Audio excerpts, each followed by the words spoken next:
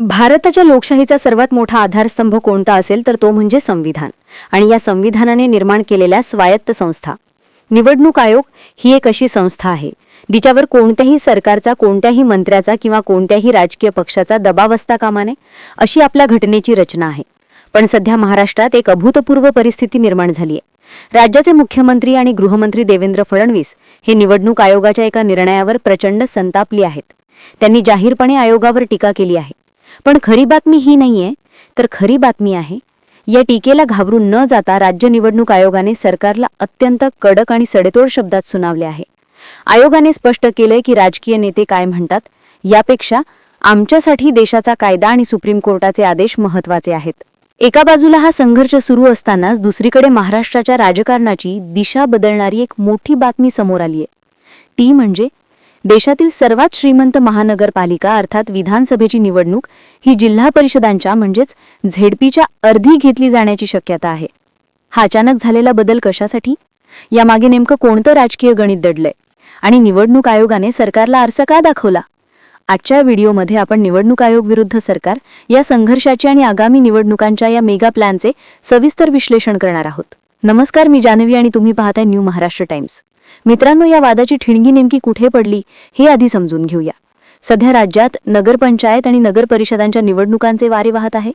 लोकशाहीतील साधी पद्धत अशी असते की मतदान झालं की लवकरात लवकर, शक्यतो दुसऱ्या किंवा तिसऱ्या दिवशी मतमोजणी होते आणि निकाल लागतो. यामुळे पारदर्शकता राहते. पण राज्य निवडणूक आयोगाने एक आदेश काढला. या आदेशानुसार नगरपंचायतीच्या निवडणुकांचं मतदान जरी आत्ता झालं तरी त्याचे निकाल काही काळ राखून ठेवले जातील किंवा लांबणीवर टाकले जातील. 21 डिसेंबरला निकाल लागणार आहेत असं सांगण्यात आलं. नेमकं हेच कारण देवेंद्र फडणवीस यांच्या रागाचं कारण बनलं. देवेंद्र फडणवीस यांनी यावर तीव्र शब्दात नाराजी व्यक्त केली. त्यांचं म्हणणं आहे की जेव्हा मतदान पूर्ण झालेलं असतं तेव्हा निकाल त्वरित लावणं गरजेचं असतं. मतदानानंतर निकाल लागायला एवढा वेळ का? जर निकाल महिनाभर किंवा काही आठवडे राखून ठेवले तर त्या काळात घोडेबाजार होण्याची शक्यता प्रचंड वाढते. त्यांचा हा मुद्दा तक्रारीदृष्ट्या बरोबरही वाटू शकतो, कारण महाराष्ट्राच्या राजकारणात आपण पाहिलंय की निकालानंतर किंवा निकालाच्या आधी फोडाफोडीचे राजकारण कसं चालतं. नगरपंचायतीसारख्या छोट्या स्थानिक स्वराज्य संस्थांमध्ये जिथे एका मताने आणि एक सदस्यांनी सत्ता बदलते, तिथे जर निकाल महिनाभर पेंडिंग ठेवले तर जनशक्तीचा वापर करून उमेदवार पळवले जाऊ शकतात, अशी भीती फडणवीसांनी व्यक्त केली. त्यांनी आयोगाच्या या कार्यपद्धतीवर प्रश्नचिन्ह उपस्थित केलं की हे लोकशाहीला धरून नाही. जेव्हा सत्तेतील एखादा बडा नेता, विशेषतः राज्याचा मुख्यमंत्री, आयोगावर टीका करतो तेव्हा सहसा अशी अपेक्षा असते की आयोग बचावात्मक पवित्र्यात येईल. पण यावेळी महाराष्ट्र राज्य निवडणूक आयोगाने जे केलं ते कौतुकास्पद आहे. आयोगाच्या वरिष्ठ अधिकाऱ्यांनी सरकारला आणि टीकाकारांना अत्यंत स्पष्ट शब्दात उत्तर दिलं आहे. समोर आलेल्या माहितीनुसार निवडणूक आयोगाच्या सूत्रांनी स्पष्ट केलंय की आम्ही कोणत्याही राजकीय दबावाखाली काम करत नाही. राजकीय नेते काय टीका करतात यांनी आम्हाला काही फरक पडत नाही. आमचं काम हे संविधानाला धरून आणि सुप्रीम कोर्टाच्या आदेशाचे पालन करून निर्णय घेणं आहे.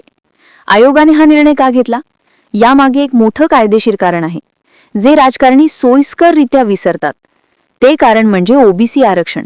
सुप्रीम कोर्टाने स्पष्ट आदेश दिले आहेत की जोपर्यंत आरक्षणाची ट्रिपल टेस्ट पूर्ण होत नाही तोपर्यंत ओबीसी आरक्षण लागू करता येणार नाही.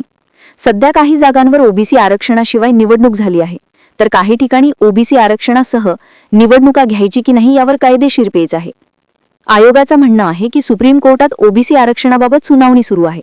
जर आम्ही आताच घाईघाईने निकाल लावले आणि उद्या कोर्टाचा वेगळा निर्णय आला तर संपूर्ण निवडणूक प्रक्रिया रद्द करावी लागू शकते.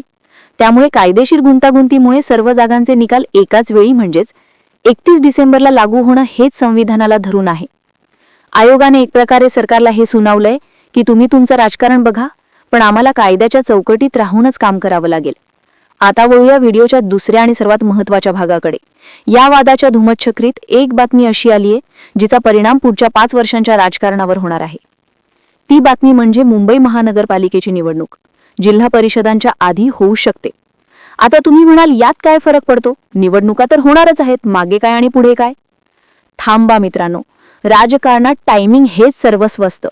गेल्या अनेक वर्षांचा महाराष्ट्राचा इतिहास पाहिला तर सहसा आधी ग्रामीण भागातील जिल्हा परिषदांच्या निवडणुका होतात आणि त्यानंतर किंवा त्यासोबत शहरी भागातील महानगरपालिकांच्या निवडणुका होतात. जिल्हा परिषद निवडणुकांना मिनी विधानसभा म्हटलं जातं, कारण त्यातून ग्रामीण महाराष्ट्राचा शेतकऱ्यांचा मूड समजतो. पण यावेळी निवडणूक आयोग आणि सरकार हे समीकरण उलटे करण्याच्या तयारीत आहे. यामागे 3 प्रमुख कारणं आहेत आणि राजकीय गणित सुद्धा असू शकतात. पहिलं म्हणजे शहरी विरुद्ध ग्रामीण मराठी. सध्या महाराष्ट्राच्या ग्रामीण भागात परिस्थिती काय आहे? शेतकऱ्यांचे प्रश्न गंभीर आहेत, कांद्याला भाव नाही, सोयाबीन कापसाचे प्रश्न आहेत, अवकाळी पावसामुळे नुकसान झाले आणि मराठा आरक्षणाचा मुद्दा ग्रामीण भागात जास्त तापलेला आहे. अशा वातावरणात जर आधी जिल्हा परिषदांच्या निवडणुका झाल्या आणि तिथे जर सत्ताधारी महायुतीला म्हणजे भाजप, शिंदे गट, अजित पवार गट यांना फटका बसला तर त्याचा थेट परिणाम मुंबईच्या निवडणुकीवर होईल. ग्रामीण महाराष्ट्राने सरकारला नाकारले अशी हेडलाईन बनेल तर मुंबईतील मतदारांचा मूड बदलू शकतो. त्याउलट शहरी भागात, विशेषतः मुंबईत परिस्थिती वेगळी असू शकते. Infrastructure projects, metro, coastal road यांसारख्या विकास कामांच्या जोरावर मतं मिळवणं सोपं जाऊ शकते. त्यामुळे आधी मुंबईची निवडणूक लावून तिथे ठाकरे गटाला शह देऊन विजय मिळवायचा आणि मग त्या विजयाची लाट ग्रामीण भागात जिल्हा परिषदेच्या निवडणुकीत वापरायची, असा हा मास्टर प्लान असू शकतो. दुसरा म्हणजे मुंबई महानगरपालिका. हा उद्धव ठाकरेंचा बालेकिल्ला आहे, पण सध्या परिस्थिती बदलली आहे. शिवसेनेत फूट पडली आहे. मुंबई महानगरपालिकेत सध्या लोकप्रतिनिधी नाहीत, प्रशासक राजवट आहे. ही निवडणूक भाजप आणि शिंदे गटासाठी करो या मरोची आहे. जर त्यांनी जिल्हा परिषदेची वाट पाहिली आणि तिथे निकाल विरोधात गेले तर मुंबईत ठाकरेंचे पारडे जड होईल. त्यामुळे ठाकरेंना सावरायला वेळ मिळू नये म्हणून तडकाफडकी मुंबईची निवडणूक लावली जाऊ शकते. तिसरा म्हणजे पावसाळ्याचे प्रशासकीय कारण. निवडणूक आयोगाचं एक तांत्रिक कारण असंही असू शकतं की पावसाळा जवळ येत आहे. मुंबईत पावसाळ्यात निवडणुका घेणे अशक्य असतं, कारण मुंबईची स्थिती आपल्याला माहिती आहे. त्या मानाने ग्रामीण भागात पावसाळ्याच्या सुरुवातीला निवडणुका घेणं काही प्रमाणात शक्य असतं. त्यामुळे प्रशासकीय सोयीसाठी एप्रिल-मे महिन्यातच मुंबई उरकून घेण्याचा विचार आयोग करत असावा. या सर्व घडामोडींमध्ये राज्य निवडणूक आयोगाची भूमिका अत्यंत महत्त्वाची ठरत असते. जेव्हा फडणवीस म्हणतात की निकाल लांबल्याने घोडेबाजार होईल, तेव्हा त्यात तथ्य आहे. कारण नगरपंचायतीमध्ये एका नगरसेवकाची किंमत कोट्यावधींमध्ये गेल्याची उदाहरणं आपण पाहिली आहेत. निकाल ठेवल्याने उमेदवारांना अंडरग्राऊंड होण्याची किंवा पळवून नेण्याची संधी मिळते. पण दुसरीकडे आयोगाने घेतलेली भूमिका ही कायद्याच्या दृष्टीने योग्य आहे. जर उद्या सुप्रीम कोर्टाने आरक्षणाबाबत वेगळा निर्णय दिला तर झालेली निवडणूक अवैध ठरेल. मग त्या खर्चाची आणि वेळेची जबाबदारी कोण घेणार? त्यामुळे आयोगाने घेतलेला कठोर निर्णय हा लोकप्रिय नसेल, पण तो कायदेशीर आहे. फडणवीसांच्या टीकेला आयोगाने दिलेलं उत्तर हे दर्शवते की आपली घटनात्मक संस्था अजूनही जिवंत आहे. आयोगाचे अधिकारी हे स्पष्ट करतात की ते सरकारच्या मर्जीने नाही तर संविधानाच्या मर्जीने चालतात. हे लोकशाहीसाठी एक चांगलं लक्षण आहे. मित्रांनो, महाराष्ट्राच्या राजकारणात पुढचे 2-3 महिने अत्यंत महत्त्वाचे असणार आहेत. जर निवडणूक आयोगाने खरोखर जिल्हा परिषदेच्या आधी मुंबई महानगरपालिकेची निवडणूक जाहीर केली तर समजून जा की हा एक खूप मोठा राजकीय जुगार आहे. महायुतीचा प्रयत्न असेल की मुंबई जिंकून राज्यभर वातावरण निर्मिती करायची, तर महाविकास आघाडीचा प्रयत्न असेल की या प्रशासकीय गोंधळाचा आणि निकालाच्या विरोधात बळाचा वापर करून सरकार विरोधात जनमत तयार करायचं.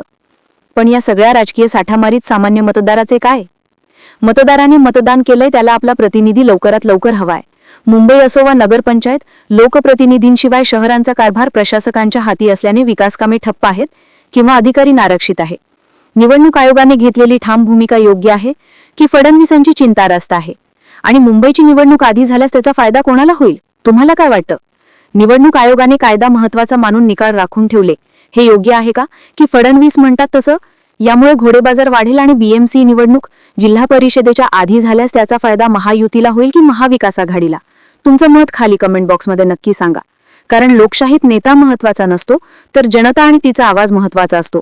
जर तुम्हाला हा व्हिडिओ आणि हे सखोल राजकीय विश्लेषण आवडलं असेल तर लाईकचे बटन नक्की दाबा. हा व्हिडिओ जास्तीत जास्त लोकांपर्यंत शेअर करा, जेणेकरून त्यांनाही पडद्यामागचे सत्य समजेल. आणि अशाच महत्त्वाच्या व्हिडिओंसाठी न्यू महाराष्ट्र टाइम्सला नक्की सबस्क्राईब करा.